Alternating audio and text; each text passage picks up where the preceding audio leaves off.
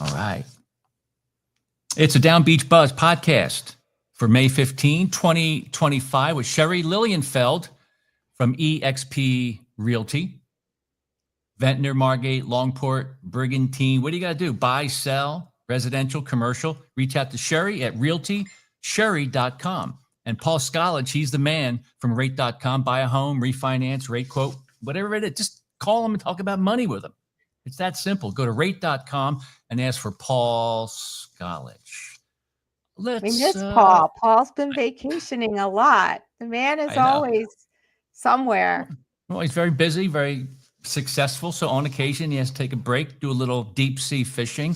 So here we are with, want to get right into the stats. What's the latest in regards to real estate, Margate, Ventnor, Longport, buying, selling, days on market, all that kind of stuff. So let me bring up your slides here. And there we go. So Sherry Lilienfeld, take it away.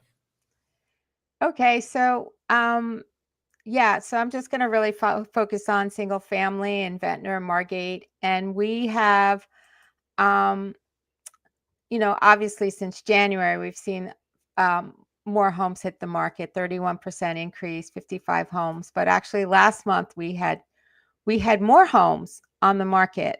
So why is this number going down? Because actually we've had 14 homes go under contract.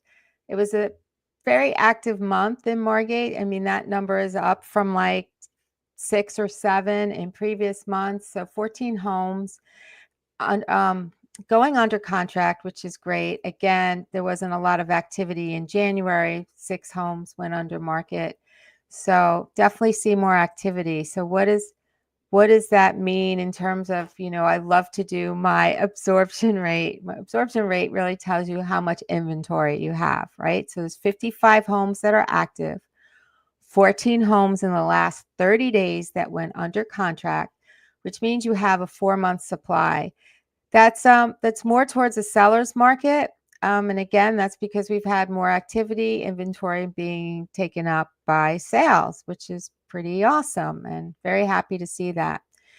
So Ventnor's been solid at 44 homes on the market. So Ventnor, we're seeing not as much activity as we saw in Margate. Only 7 homes went under contract in the last 30 days. But again, we have less of an inventory. So, and then since January, that's a 75% increase. And of course, we expect it to be more active now than it was in January. So again, I'm going to look at the absorption rate, 44 homes that are active, 7 went under contract in 30 days. That's a 6-month supply. A 6-month supply is what's considered a stable market. I'm only going to briefly go into Longport. Longport has such few homes. It's not a significantly meaningful number, but still 14 homes on the market for Longport since January. But we've had 2 homes go under contract in the last 30 days. And if you might recall, last month, no houses went under contract. So, but again, Longport's a small town. The numbers not as statistically meaningful, but yeah, that's what we have. So that was my quick market update for Ventnor, Margate, Longport. Where are you? Oh, you want me to go right into my real estate deep dive? Okay. Yeah, I was trying to hide. I don't want to, Oh, no. I like when you ask me questions. So No. The stage is all yours. Miss Lilienfeld of eXp, getting a lot of comments. They're saying, please keep him off the screen as Sherry describes the real estate deep dive in Margate, Ventnor, Longport, Down Beach. Go ahead, Sherry. So what the deep dive is, we're going to explore a certain topic related to real estate. The market stats are just like what's active, what's selling, just your overall what people always ask. But the deep dive looks into a specific topic. And you're always asking me, what is what do the numbers really mean? What do you see in the MLS? So that's what our deep dive is. I need the slides though. They're not up here. Okay, hold on. Let me get this going here. Hold on. Thanks. All right. Thank you. Okay. So what we're going to look at is comparables. What is the published and recorded sales prices? What those numbers mean and what is the reality? Because surprisingly enough, a lot of times there's a big disconnect with the published numbers, the recorded numbers at the county versus what a property actually sold for. And everybody has access to Zillow and different things online. So they're like, oh, I saw that house sold for, whatever, 2 million. But that may not be the actual number. That's the published and recorded number. And let me explain. So again, don't trust sales numbers at face value. And I'm going to explain why. So let's just talk first about new construction. So I don't have to tell anyone that there's a lot of new construction going on in the Down Beach area. You cannot miss it, especially beach block, second block from the beach, so many houses under construction. So before the first house is torn down and a new house is built, a lot of times the agent's gonna or the builder's gonna list that property for sale at a certain price. That sale prices include certain allowances and finishes. But wait, why'd this come up? Can you go back to my other? Sorry. Okay. But I got it. But that number that is listed, so let's say it's a $2 million new construction home. Actually, that's very low, but $2 million new construction home at a certain price, certain finishes. Someone goes under contract for a certain price. That price, the house was listed for $2 million, but they're under contract and they're not closing till that house is done. But during that process, there's change orders and upgrades, and all those things go into the base cost of that home. Those change orders and upgrades are not public information. They're not going to be recorded in the price. So you can have a $2 million home, but there's $250,000 in upgrades and change orders. When that property goes to closing, the only number that the public is going to see is that $2 million that was listed in the MLS. That number is listed on the Alta, which is the closing sheet. And the change orders and upgrades are between the buyer and the builder.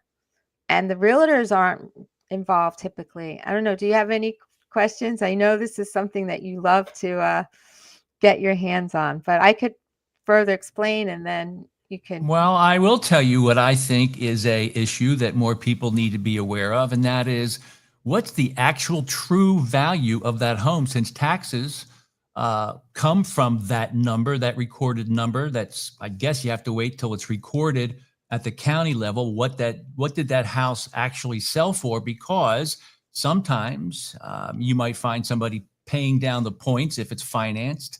That's one kind of concession. The other one is, hey, if you buy it at this number, I'll throw in a super premium $50,000 kitchen, or other types of concessions, or I'll pay down this or that, or I'll pay your cable bill for the next 5 years. Do those concessions actually show up at the county level? And should realtors sniff out that information? Is that important when you're a buyer, especially in a changing market? Well, those are good questions. First of all, the paying points, or those are called seller's concessions. Those are supposed to be listed in the MLS. When you close and you're updating the MLS for the sale price, there's a section for seller concession. That is supposed to be listed. Are they listed all the time? That's up to the realtor whether they're going to put them in there or not. So again, you don't really know for sure. What is recorded is the sale price that is in the MLS and on the Alta, and those change orders and upgrades are not recorded or at the county level. So yes, you don't know the actual, what's called the cost basis of the home, what the buyer is actually paying for that home, all in. And the other things you're talking about, points and stuff, that's not real. That's not the cost basis. Okay. That shouldn't have anything to do with the assessed value. Those are just other things to help sweeten the deal, but that doesn't go into the cost basis. And the county really cares about the cost basis for the assessed value. So let's look at some things. So what do change orders mean to a buyer? Well, if you have these change orders, but like I just said, they're recording the original price that it went for sale for, you can save on the tax assessment value. So again, let's say the sale price was $2 million, but there's $250,000 in upgrades that went back and forth between the builder and the buyer. The county, the city, they're only going to see that $2 million. The other thing it helps the buyer is on mansion tax. In New Jersey, mansion tax are, if a home is over $1 million, you're paying 1% to the state mansion tax. So again, let's say you had $250,000 in change order, but the recorded price is only $2 million. You're saving mansion tax on the $250,000. What does this mean to the seller? If again, there's things that are going on, in addition to the recorded price. The seller saves on transfer taxes. Transfer taxes are a lot. They're like over 1% when you're up in that realm. It's a lot of money that they're saving. And then also they're saving on capital gain taxes, because remember, builders are doing this for a gain. They're doing this to make money. And capital gain taxes on a federal level could be 15 to 20%. It's a lot of money. That capital gain tax is significant. So again, change orders and builders upgrades can save both the buyer and the seller money. And that's what they do with that. Well, I shouldn't say that's what they do. That can happen. And people just need to be aware of that. Now let's talk about resale of a home that has, nice furnishings and some artwork, a nicely appointed home. This is what I just said. The furniture and the artwork could be a separate part of the sale. So again, there would be a separate bill of sale that has nothing to do with real estate, has nothing to do with the realtor. It's a separate agreement. So again, let's take your $2 million home, and there's quote unquote $250,000 of artwork and furniture. That's a separate bill of sale. There's nothing to do with real estate. So the seller saves on the transfer tax because that's separate from the real estate. They save on the commission being paid because, again, that's separate from the real estate, and they save on capital gains. So there's a website, just so you know, if people want to know what transfer taxes are, just to calculate it, there's a website at njrealtor.com. You could just Google New Jersey transfer tax on real estate. It'll come up right away, but it's a great way to calculate transfer tax. So the point of all this, for me explaining this, is that, everybody's an expert in real estate, right? They look at Zillow, they see these numbers, and they know what's going on in the market. Well, don't always trust those published numbers, because there could be stuff going on behind the scenes. And your local realtor, the one who's connected to other realtors, who's in touch with the market, talks to the other realtors, they have the story. Okay. They can tell you the background story. So of course I would be remiss if I didn't say that you should solicit the guidance of the true comparables from a licensed real estate professional. So don't always trust what you're seeing online on Zillow, even if you're on NJ Parcels, because there could have been more that went on in the story. Some of that information is available in the MLS, like the seller's concessions. It could be available in notes. But if you're working with a local realtor who has a relationship with the other realtors, we'll pick up the phone and we'll call, and we'll get the story behind the story. Of course, they won't tell you that until after it closes. So, but again, after closes is when you have your true comparables. So that's all I got. So your favorite subject. Yeah, it's a big deal because this is how taxes are assessed and taxes are collected. So this hits everybody's pocketbook, especially those who take the incoming tax revenue and they whack it up and they do stuff for their municipality. So do a lot of people, well, can you leave a lot of money on the table? What if you don't follow what you just shared for the past 10 minutes? What's Oh, the I'm not. downside of not paying attention? Oh, well, again, so I'm not suggesting that people do these things. I'm just saying it has happened. It can happen when the mansion tax was, so mansion taxes on homes over $1 million.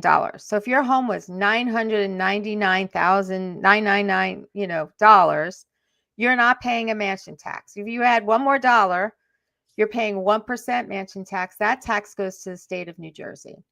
So when the average cost of a home was, teetering around $1 million, people used to, buy a lot of furniture, things like that.